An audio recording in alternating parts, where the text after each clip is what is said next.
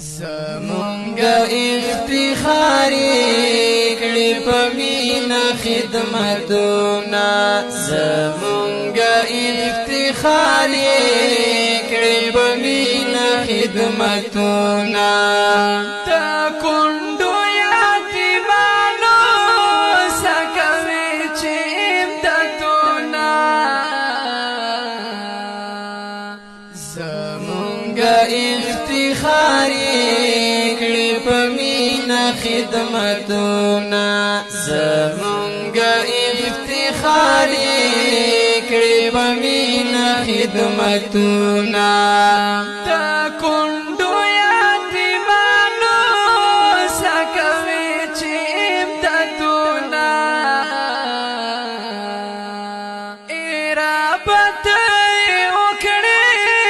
په هر ځای کې امدادونه داغه خدمتونو ورلا ورکې ډېر اجرونه په داغه خدمتونو ورلا ورکې ډېر اجرونه زمونگا افتخاری کړي په مینا خدمتونه زمونگا افتخاری خدمتنا تا کندو یتیمانو سکوي چې امدادونه د دې خلکو خدمت کې ملويږي جنتونه.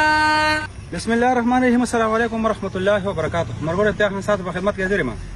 دینه مخکې ویډیو تاسو کته بیگانه بل شپه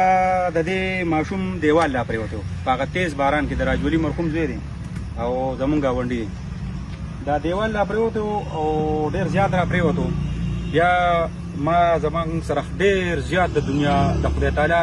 ډیرونه خدای را کړی. الحمدلله یو ورور سره مې رابطه وکړه هغه وی چې لړ شه شګم مته یو څه او سیمټ مې یو څه د دې نه مخکې هم د هغه په ترو باندې موږ راغلو پم هم سم کړو دا هم د هغه پیسې الحمدلله اوس بیا بیګا وی چې لړ شه او شګ او سیمټ ور یو سن دغه چې کومه د وخت خدا خو د دې خپل وي او الحمدلله دغه موسم خو اوس هم دغه خیال چې ان شاء الله دغه باقی پاتې لګ دیوال چې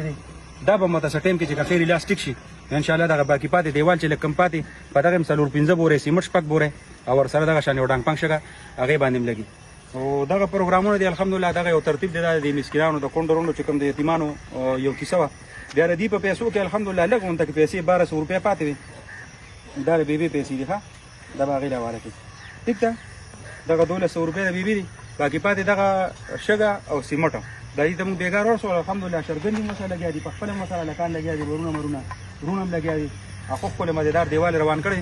الله پاک ته مزید استقامت را نصیب کړي چې خلکو ته وګرځو کوسي ته ور ته در ته لړ شو غخيري دغه بم تاسو په امداد باندې او تاسو په سپورټ باندې چې په فیسبوک باندې په سوشل میډیا باندې سمرم سپورټ ان شاء الله دغه ترتیب رواني که خیر سو پران نه پاتې کی خالی لاس پسو کوم دي ان شاء الله د هر سړي درته بوزو هر یو سبا کار کو. ډیره مهرباني ډیره شکریا.